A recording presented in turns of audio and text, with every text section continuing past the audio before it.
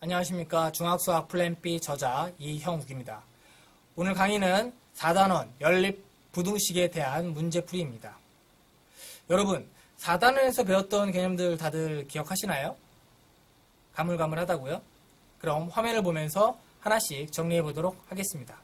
먼저 부등식과 관련된 용어 정리입니다. 1. 부등호. 두 개의 수 또는 식이 서로 같지 않다는 것을 표현한 기호. 2. 부등식. 부등호를 사용하여 어떤 두 수 또는 두 식이 같지 않음을 표현한 식. 3. 부등식의 해. 미지수를 포함하는 부등식에서 부등식을 참으로 만드는 미지수의 값. 4. 부등식을 푼다. 부등식의 해를 구한다. 숨은 의미. 어떤 상황에 맞는 미지수의 값을 찾을 수 있는 기본 토대를 마련합니다. 다음은 부등식의 성질입니다. 첫째, 부등식 A는 B보다 작다에 같은 수를 더하거나 빼도 부등식은 성립합니다. 둘째, 부등식 A는 B보다 작다에 양수를 곱하거나 나누어도 부등식은 성립합니다. 셋째, 부등식 A는 B보다 작다에 음수를 곱하거나 나누면 부등호의 방향은 반대가 됩니다. 숨은 의미, 1차 부등식 문제를 풀 수 있는 기본 원리가 존재한다는 것입니다. 다음은 부등식의 해의 수직선 표시입니다. 첫째, 수직선의 점 A를 기준으로 다음과 같이 표시합니다. 둘째, 수직선의 점 A를 기준으로 다음과 같이 표시합니다. 숨은 의미, 부등식의 해를 수직선에 표시하여 쉽게 눈에 볼 수 있게 함으로써 해를 찾는 데 있어서 계산 실수를 줄일 수 있도록 도와줍니다. 다음은 1차 부등식의 일반적인 풀이 순서입니다. 첫째, 괄호가 있으면 괄호를 먼저 계산합니다.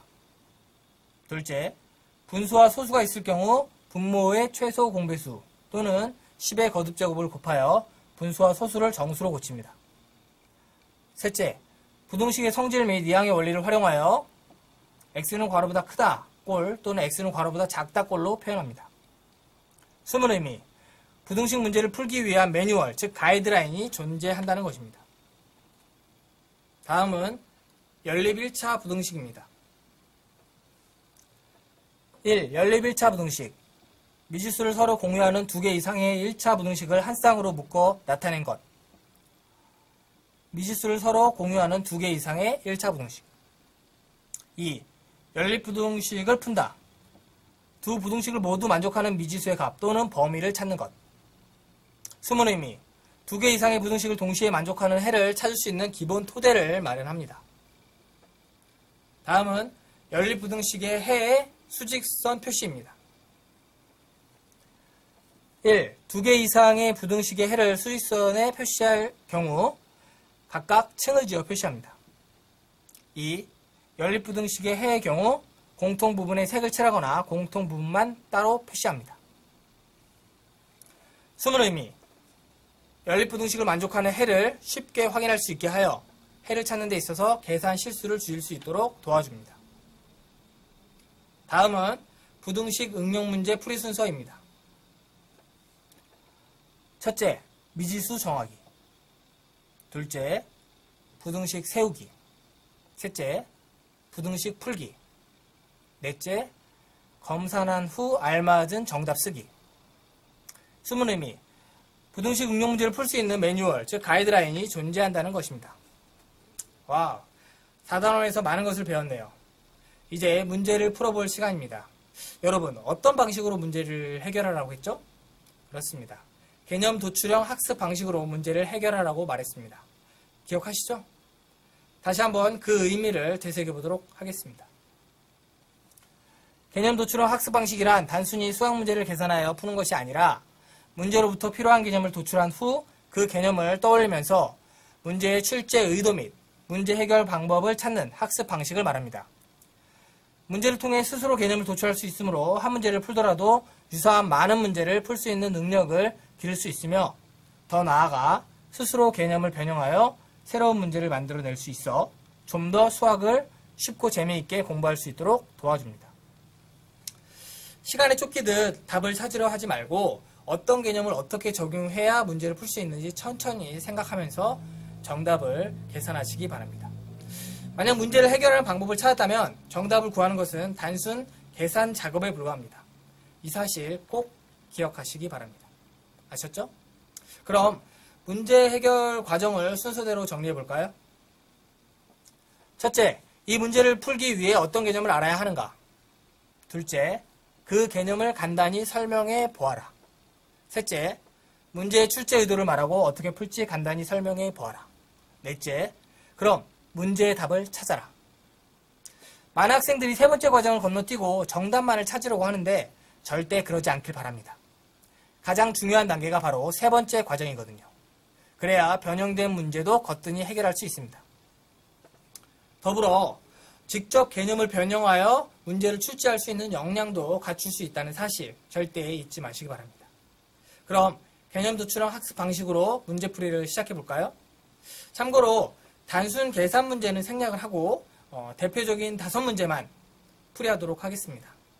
혹시 더 많은 문제를 풀고 싶은 학생이 있다면 중학수학 플랜 B와 같이 시중에 나와 있는 참고서나 문제집을 활용하시기 바랍니다. 첫 번째 문제입니다. x에 대한 두 1차 부등식의 해가 서로 같을 때 상수 a 값을 구하여라. 먼저 이 문제를 풀기 위해 어떤 개념을 알아야 하는지 생각해 봅시다. 보는 바와 같이 부등식의 성질, 이항의 원리 등에 대해 알아야겠네요. 그렇죠? 그럼 그 개념을 머릿속에 떠올려 볼까요? 각자 동영상을 잠시 멈춘 채 눈을 감고 개념의 내용을 떠올려 보시기 바랍니다. 혹여 기억이 잘 나지 않는 학생이 있다면 동영상을 앞으로 돌려 개념의 내용을 다시 한번 확인해 보시기 바랍니다. 이어서 문제의 출제 의도 및 어떻게 풀지 간단히 설명해 보는 시간을 갖도록 하겠습니다. 잠시 동영상을 멈춘 채 생각하는 시간을 가져보시기 바랍니다. 조금 어렵나요? 힌트를 드리도록 하겠습니다. 잠시 동영상을 멈춘 채 힌트를 보면서 생각하는 시간을 가져보시기 바랍니다. 이제 질문의 답을 찾아볼까요? 그렇습니다. 이 문제는 부등식의 성질과 이항의 원리를 활용하여 주어진 두 부등식의 해를 구할 수 있는지 묻는 문제입니다. 구하고자 하는 값이 a 값이므로 우리는 문제의 내용으로부터 a에 대한 방정식 하나만 도출하면 됩니다. 주어진 두 부등식을 x는 상수보다 크다 꼴 또는 x는 상수보다 작다 꼴로 변형한 후 상수값을 서로 비교하면 어렵지 않게 a에 대한 방정식을 도출할 수 있습니다. 이제 정답을 한번 찾아볼까요? 방금 우리는 문제 해결 과정을 설계하였으므로 정답을 찾는 것은 단순 계산 문제에 불과합니다. 설계된 내용대로 하나씩 계산하여 풀면 답을 찾을 수 있거든요. 잠시 동영상을 멈춘 채 연습장을 꺼내 정답을 찾는 시간을 가져보시기 바랍니다. 정답을 찾으셨나요? 잠시 동영상을 멈춘 채 다음 정답풀이 화면을 보면서 맞게 풀었는지 직접 확인해 보시기 바랍니다. 이게 끝일까요? 절대 그렇지 않습니다. 개념이나 문제 내용을 조금 변형하여 새로운 문제를 출제하는 과정이 남았거든요. 스스로 유사한 문제를 여러 개 만들어 보시기 바랍니다. 가급적 아주 어려운 문제를 만들어 보십시오. 그렇게 하면은 본인이 만든 문제의 난이도보다 낮은 수준의 문제는 모두 풀 수 있는 능력을 기를 수 있게 될 것입니다. 잠시 동영상을 멈춘 채 새로운 문제를 출제하는 시간을 가져보시기 바랍니다. 직접 문제를 출제해보니 어떠세요? 1차 부등식이 점점 쉬워지죠? 다음 문제로 넘어가겠습니다. 두 번째 문제입니다. 연립부등식의 해 중에서 가장 큰 정수를 A, 가장 작은 정수를 B라고 했을 경우 식 a 플러스 b의 값을 구하여라. 먼저 이 문제를 풀기 위해 어떤 개념을 알아야 하는지 생각해 봅시다. 보는 바와 같이 연립부등식 b는 a보다 크고 c보다 작다의 분리법, 그리고 부등식의 해의 표시, 연립부등식의 해법 등에 대해 알아야겠네요. 그렇죠? 그럼 그 개념을 머릿속에 떠올려 볼까요? 각자 동영상을 잠시 멈춘 채 눈을 감고 개념의 내용을 떠올려 보시기 바랍니다. 혹여 기억이 잘 나지 않는 학생이 있다면 동영상을 앞으로 돌려 개념의 내용을 확인해 보시기 바랍니다. 이어서 문제의 출제 의도 및 어떻게 풀지 간단히 설명해 보는 시간을 갖도록 하겠습니다. 잠시 동영상을 멈춘 채 생각하는 시간을 가져보시기 바랍니다. 조금 어렵나요? 힌트를 드리도록 하겠습니다. 잠시 동영상을 멈춘 채 힌트를 보면서 천천히 생각하는 시간을 가져보시기 바랍니다. 이제 질문의 답을 찾아볼까요? 일단 주어진 연립부등식을 두 개의 부등식으로 분리한 다음에 각각의 부등식의 해를 구하여 수직선에 표시합니다. 그리고 공통 부분을 찾으면 쉽게 답을 찾을 수 있을 것입니다. 이제 정답을 찾아볼까요? 방금 우리는 문제 해결 과정을 설계하였으므로 정답을 찾는 과정은 단순 계산 문제에 불과합니다. 설계된 내용대로 하나씩 계산식을 작성하여 풀면 게임 끝이라는 말이죠. 잠시 동영상을 멈춘 채 연습장을 꺼내 정답을 찾는 시간을 가져보시기 바랍니다. 정답을 찾으셨나요? 잠시 동영상을 멈춘 채 다음 정답 풀이 화면을 보면서 본인이 맞게 풀었는지 직접 확인해 보시기 바랍니다. 이게 끝일까요? 절대 그렇지 않습니다. 개념이나 문제 내용을 조금 변형하여 새로운 문제를 출제해보는 과정이 남았습니다. 스스로 유사한 문제를 여러 개 만들어 보십시오. 가급적이면 아주 어려운 문제를 만들어 보시기 바랍니다.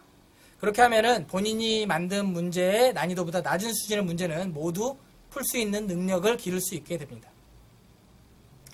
잠시 동영상을 멈춘 채 새로운 여러 문제를 출제해보는 시간을 가져보시기 바랍니다. 직접 문제를 출제해보니 어떠세요?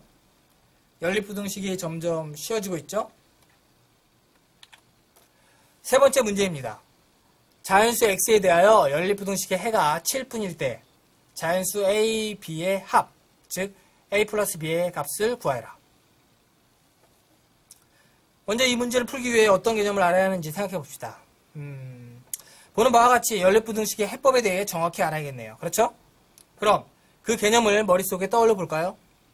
각자 동영상을 잠시 멈춘 채 눈을 감고 개념의 내용을 떠올려 보시기 바랍니다.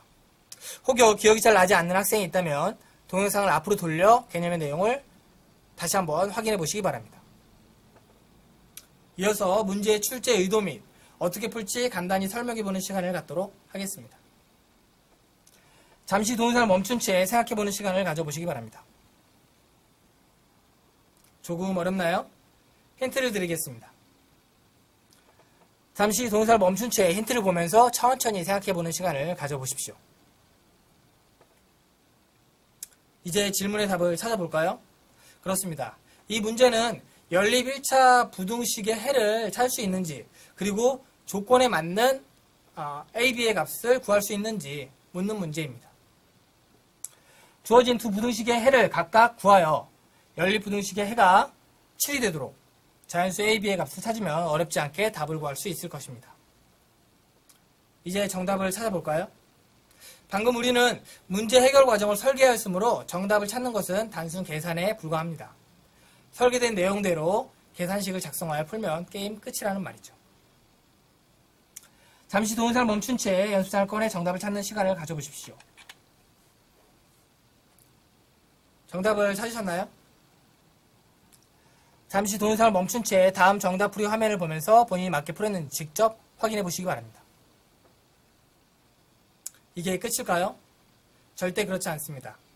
개념이나 문제 내용을 조금 변형하여 새로운 문제를 출제해보는 과정이 남았습니다. 스스로 유사한 여러 문제를 출제해 보시기 바랍니다. 잠시 동영상을 멈춘 채 새로운 문제를 출제하는 시간을 가져보십시오. 직접 문제를 출제해보니 어떠세요? 연립부등식이 점점 쉬워지고 있죠? 네 번째 문제입니다. 어느 두 명의 학생이 아래와 같은 1500m의 트랙을 동일 지점에서 서로 반대 방향으로 출발하였습니다. 한 명은 분속 200m의 속력으로, 또 다른 한 명은 분속 150m의 속력으로 달려가고 있다고 합니다. 두 학생이 처음으로 만나기 전까지의 거리가 100m 이하가 되려면 최소한 몇 분이 지나야 할까요? 여기서 만나기 전까지의 거리는 트랙을 따라 두 학생이 마주보는 거리를 말한다고 합니다. 먼저 이 문제를 풀기 위해 어떤 개념을 알아야 하는지 생각해 봅시다. 보는 바와 같이 연립 부등식 응용 문제의 풀이 순서, 연립 부등식의 풀이법에 대해 정확히 알아야겠네요. 그렇죠? 그럼 그 개념을 머릿속에 떠올려 볼까요? 각자 동영상을 잠시 멈춘 채 눈을 감고 개념의 내용을 떠올려 보시기 바랍니다. 혹여 기억이 잘 나지 않는 학생이 있다면 동영상을 앞으로 돌려 개념의 내용을 확인해 보시기 바랍니다. 이어서 문제의 출제 의도 및 어떻게 풀지 간단히 설명해 보는 시간을 갖도록 하겠습니다. 잠시 동영상을 멈춘 채 생각해 보는 시간을 가져보십시오. 조금 어렵나요? 힌트를 드리도록 하겠습니다. 잠시 동영상을 멈춘 채 힌트를 보면서 천천히 생각하는 시간을 가져보시기 바랍니다. 이제 질문의 답을 찾아볼까요? 그렇습니다. 이 문제는 주어진 내용으로부터 부등식을 도출할 수 있는지, 그리고 도출된 부등식을 풀 수 있는지 묻는 문제입니다. 속력 공식을 바탕으로 주어진 내용을 부등식으로 표현하면 어렵지 않게 답을 구할 수 있을 것입니다. 이제 정답을 한번 찾아볼까요? 잠시 동영상을 멈춘 채 연습장을 꺼내 정답을 찾는 시간을 가져보시기 바랍니다. 정답을 찾으셨나요? 잠시 동영상을 멈춘 채 다음 정답 풀이 화면을 보면서 본인이 맞게 풀었는지 직접 확인해 보시기 바랍니다. 이게 끝일까요? 그렇지 않습니다. 개념이랑 문제 내용을 조금 변형하여 새로운 문제를 출제해 보는 시간이 남았습니다. 잠시 동영상을 멈춘 채 새로운 문제를 출제하는 시간을 가져보시기 바랍니다. 직접 문제를 출제해보니 어떠세요? 부등식의 응용 문제가 점점 쉬워지고 있죠? 다섯 번째 문제입니다. 은설이와 반 친구들은 점심시간에 라면과 김밥을 먹으려고 한다. 라면과 김밥을 합하여 총 30인분을 주문하려고 하는데 라면보다 김밥을 더 많이 주문할 예정이다. 총 지불해야 할 금액이 8만원 이하가 되도록 하려면 김밥은 최소 A줄에서 최대 B줄까지 살 수 있다고 한다. 식 A 플러스 B의 값은 얼마인가? 단, 김밥 한 줄은 1인분이다. 먼저 이 문제를 풀기 위해 어떤 개념을 알아야 하는지 생각해 봅시다. 보는 바와 같이 부등식의 응용 문제의 풀이 순서, 부등식의 풀이법, 연립부등식의 해법에 대해 알아야겠네요. 그렇죠? 그럼 그 개념을 머릿속에 떠올려 볼까요? 각자 동영상을 잠시 멈춘 채 눈을 감고 개념의 내용을 떠올려 보시기 바랍니다. 혹여 기억이 잘 나지 않는 학생이 있다면 동영상을 앞으로 돌려 개념의 내용을 확인해 보시기 바랍니다. 이어서 문제의 출제 의도 및 어떻게 풀지 간단히 설명해 보는 시간을 갖도록 하겠습니다. 잠시 동영상을 멈춘 채 생각하는 시간을 가져보십시오. 조금 어렵나요? 그럼 힌트를 드리겠습니다. 잠시 동영상을 멈춘 채 힌트를 보면서 천천히 생각해 보는 시간을 가져보시기 바랍니다. 이제 질문의 답을 찾아볼까요? 그렇습니다. 이 문제는 주어진 내용으로부터 연립부등식을 도출할 수 있는지, 그리고 도출된 연립부등식을 풀 수 있는지 묻는 문제입니다. 주어진 내용을 바탕으로 연립부등식을 도출한 후 이항 및 부등식의 성질을 활용하여 부등식을 풀면 어렵지 않게 답을 구할 수 있을 것입니다. 이제 정답을 한번 찾아볼까요? 잠시 동영상을 멈춘 채 연습장을 꺼내 정답을 찾는 시간을 가져보시기 바랍니다. 정답을 찾으셨나요? 잠시 동영상을 멈춘 채 다음 정답 풀이 화면을 보면서 본인이 맞게 풀었는지 직접 확인해 보시기 바랍니다. 이게 끝일까요? 절대 그렇지 않습니다. 개념이나 문제 내용을 조금 변형하여 새로운 문제를 출제해보는 과정이 남았습니다. 잠시 동영상을 멈춘 채 새로운 문제를 출제하는 시간을 가져보시기 바랍니다. 직접 문제를 출제해보니 어떠세요? 훨씬 더 연립부등식 문제가 쉬워지죠? 이처럼 개념 도출형 학습 방식으로 문제를 풀게 되면은 한 문제만 풀어도 그와 유사한 무수히 많은 문제를 풀 수 있는 능력이 길러집니다. 즉, 수학을 쉽게 공부할 수 있다는 얘기죠. 이제 강의를 마칠 시간이네요. 엔딩 화면으로 개념 도출형 학습 방식 및 문제 해결 과정을 보여드리도록 하겠습니다. 각자 화면을 보면서 스스로 정리하는 시간을 가져보시기 바랍니다. 감사합니다.